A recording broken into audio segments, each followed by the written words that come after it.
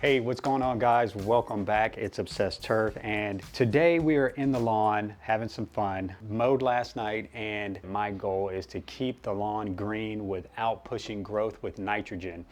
And the experimentation that I am doing this year, I've been doing a lot of research. I've been trying to experiment with this because we're in the early spring, right? And we are trying to limit the amount of growth that we have for a couple of reasons. Number one, let's cut down on the mowing. The number one priority for nitrogen is growth and to increase density. However, if you have density and color, why would you push that even more? Because ultimately what that's going to result in is the turf getting a lot more dense, which creates less airflow, which increases disease pressure as the temperatures start to warm up. So one of the things that I'm really trying to manage is holding off on the end as long as I have the density in the lawn and not so much the color. I am trying to figure out other ways that I can push color without pushing growth. As you can see with the lawn right now, it has a lot of good color and is good density. However, I've noticed that color has started to fade a little bit, just a touch. And if you look at the lawn from the street view or from more of just an eye level and not looking down inside the canopy, for the most part, it looks good. I've got some new growth spots that have some lighter patches and whatnot, but for all intents and purposes, I've got a really nice looking lawn. But looking down at the top of the canopy and down inside the turf, you can actually start to see some fading or some yellowing starting to happen in the lawn itself, which I believe is the start of chlorosis. So chlorosis is just a decrease in chlorophyll production. And so what we're trying to do is figure out a way to increase that without introducing nitrogen. So one of the biggest things that you can understand when it comes to green up is it's more than nitrogen. It's actually iron, right? And we talked about that in another video. Iron and sulfur can play roles in causing green up. But if you go into the true chemistry of chlorophyll production, you'll see that the central atom to all chlorophyll is magnesium. There's another thing that helps drive green up outside of iron, and that is going to be manganese. So that's what we're doing today, guys. We are taking iron and manganese and putting that on the lawn to see if that's going to boost green up. And lucky for you, what I'm going to do is I'm going to record this in two parts and then put it all in one video so you can see before and after results and to see if this actually played a role or not. So stick around, guys. We'll go through the measurements and I'll show you everything that I'm doing in terms of the rate of application and the amount of product that I am using per thousand. So let's get into it. All right, so this is my sprayer that I'll be applying the product with. There's currently water in it. There's 1 gallon of water in it. It's a little over 4, I think it's 4.2 gallon sprayer. My lawn is 4,600 square feet. However, because this sprayer has a dial on it, it allows me to adjust the flow rate on the sprayer, and that combined with my normal walking pace ends up allowing me, when I fill this up pretty much almost full, not quite full, but it's definitely over the 4 gallon mark. And so I can end up applying all that I need within just one tank, which is amazing. And if you want to know how to calibrate your sprayer, check out this video over here, and you can get more information about that. But that's the beauty of being able to be lucky enough to have a yard small enough to be able to do everything in one application. So we're going to measure everything based on 4,600 square feet, and it's going to, the multiplier then will be 4.6, because everything that you do typically when you're spraying is going to be per thousand. So if you divide 4,600 by 1,000, that gives you your multiplier of 4.6. All right, so we're going to get into our measurements. So first product is going to be the liquid iron. I am using the Lawn Star liquid iron, and it's a chelated iron. The other thing that I have is liquid manganese, and this is by Opulent. So that will be the product for liquid manganese that I will put on. And then because of pH, or my pH, this is citric acid. It's going to be about 1/2 gram per thousand. For the manganese, I am putting in 1/2 ounce per thousand. And then for the liquid iron, I am doing 6 ounces per thousand. So all in all, that's going to go into my sprayer at those measurements. So what we need on this is going to be 27.6 ounces. All right, just under 28. Pour this into our sprayer. Always use your strainer So manganese, we need 2.3 ounces total for that. This isn't gonna work, but this will. You can pick these up on Amazon. They're great. They're 1 cup and measurements. They're disposable, but if you can rinse it out and save it, that's what I do. I've got tons of them left up here, and measuring cups, you get 25. And like I said, I'm still on the same one, so that's great. It has ounces, it has cups, 1 cup measurement, and then the fraction of the cups, and then it's got the ounce measurement, and then it also has your milliliter measurement on there. So it's a nice simple cup, and it's very inexpensive. This Opulent brand, you may have some other brands that you want to use, but this one's actually, I've been happy with this. It does have a measuring spot on it as well, like a little measuring reservoir. Since we've got the handy dandy cup, we're just gonna go 2.3 ounces, which there's a 2 and a 3 ounce marker. And unlike iron, I don't really want to exceed this by too much. I'll go to a third as much as I can eyeball it. So that's about 2.3 ounces. And again, when it comes to the actual manganese product, this product is designed more for encouraging chlorophyll production. So I wouldn't say it's necessarily plays a key role in chlorophyll production, but you know, based on my soil test, number one, my manganese levels were a bit on the low side. So this is just going to help with encouraging the whole process of chlorophyll production. Okay, and then we have the last thing, which we do need to measure. So let's go ahead and tear this out, and we're going to put in by grams. This, you really don't need much of this at all. Probably don't even really need to do it this way, because it's literally 0.23 grams. We're going to do 0.2. Let's see how much. 2 grams. Oh, there it is right there. So literally, let me show you how much 2.3 grams is roughly. So that's what you're looking at. It's about that much. All right, so we're gonna put that in here. And because this dissolves, I'm not gonna put it through the strainer. And then we'll get all of that precious iron and rinse that off and into sprayer. And then we'll just pour the rest of what we got in here. So I'm gonna go ahead and pour this in. I will fill it up the rest of the way, and then we'll get out into the lawn and get it sprayed. See you out there.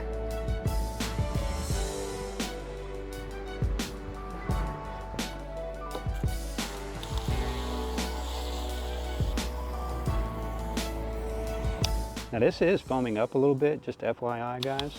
I don't think it's a reaction necessarily. I have applied this together before, and it is safe to apply together. But as I had mentioned, I do want to fill this up. Now, right now, I believe this is kind of like the 4-gallon mark, right around in here. So what I want to do is I typically kind of get the line about here, and then that will cover my full yard. Now, keep in mind with rate of application, because I measured on the 4.6 multiplier for my 4,600 square foot lawn, it doesn't matter how much your water level is. As long as you're covering the entire lawn with the volume that you're applying, you're still putting down the proper rate. And that's what I explained in that other video that I mentioned earlier. And that's about right. So we'll squeeze that. Strainer is pushing on the foam a little bit, but I think we're gonna be good. All right, let's get strapped up and get spraying.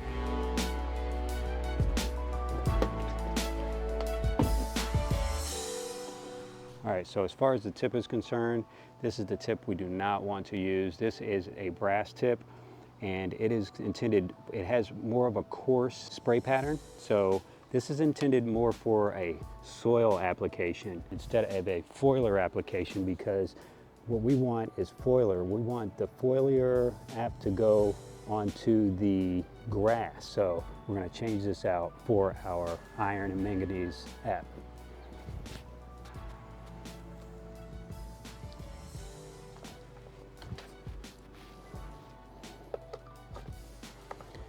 Only pet peeve that I would say with this sprayer, and it's a great one, check the link in the description for the sprayer, because it's very inexpensive, and this is my 3rd season, I think, and no complaints. It drips a little bit, but all in all, it's done a great job for me, and at a fraction of the cost. This is probably When I got it, it was right around 80 or 90 bucks. And I think it's kind of sitting there still at that price, maybe pushing 100, but let's get out. Oh.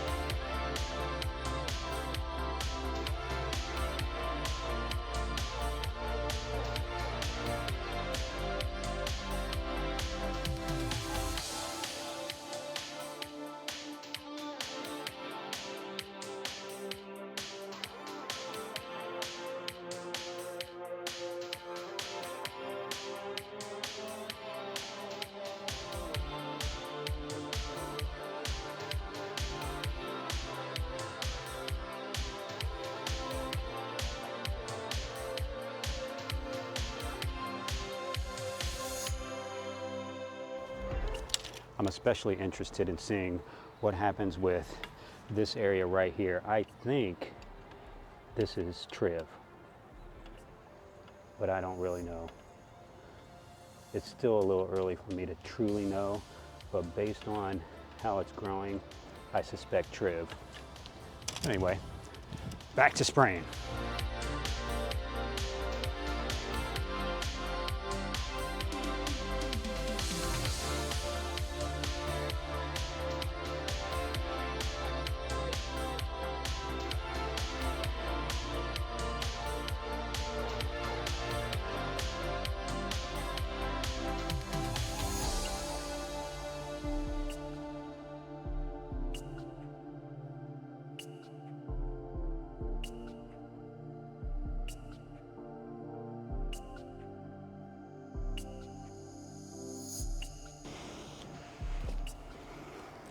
And I'm starting to run out. So really low at this point, so just gonna kind of use the rest of it on some of these lighter spots. There it goes. That's it. So just a little extra iron on some of these areas that are suffering a little bit more, but you know I'm not gonna waste product. All right, and that is it. Shut off the sprayer. We'll rinse that out. Make sure you rinse out your sprayer after every use. Get the product out. Usually what I do is I put about a gallon in there, shake it up, dump it out. Another gallon, shake it up, dump it out, and then a third gallon to rinse out all the sprayer lines. So stay tuned, guys. We are going to fast forward, and lucky for you, you get to see the immediate results and I have to wait for this to take effect. But let's see what happens in 3, 2, 1. Here we are. 5 days later. You know, I talked about 24 to 48 hours. And in reality, I think for most iron applications, you're looking at about 48 to 72 hours. But here's a view of the yard. So if you kind of see, it's in the evening. It's probably like, it's maybe around 7:30. So there's not a lot of direct sunlight on the lawn, but you can kind of tell. The biggest indication are the light spots that I had in the yard. Those are blending in more. So, you know, part of that might be that they're starting to mature and darken, but I think it's more so because the existing lawn is starting to lose even more color. So here's what's going on.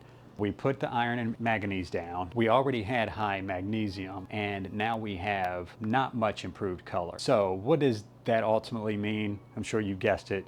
We're lacking nitrogen. It is officially time to put down nitrogen. So the lesson from this was no matter how much iron and magnesium that you put on the lawn, even though that magnesium is the central atom of the chlorophyll molecule, you're not going to get the color response without nitrogen. Ultimately, if you are deficient in nitrogen, you will start to lose color, because quite honestly, when you look at the chlorophyll molecule, around that central magnesium atom are 4 nitrogen atoms, right? So obviously nitrogen plays a huge role in chlorophyll production, and this is a way for us to understand that nitrogen is our most deficient nutrient in the grass plant, and it is time to feed. But this was part of the plan for 2026 for my lawn, guys.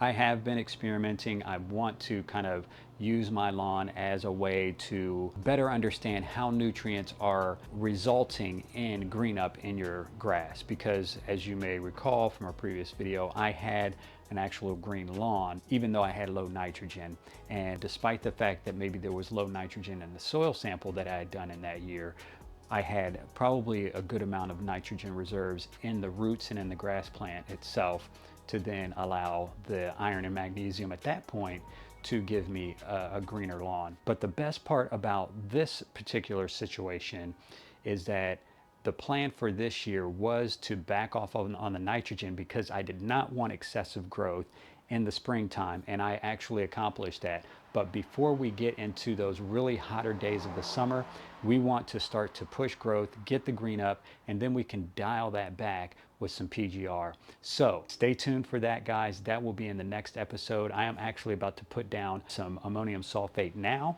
So in the next few days, we'll hopefully have another update to see if we get a color response. I'm going to be a little disappointed if we don't, but let's go ahead, put that nitrogen down, and I will see you guys in the next few days after that has developed and I can get some sort of response and have an update for you. Thanks for tuning in, guys. Take care, and I will see you in the next one.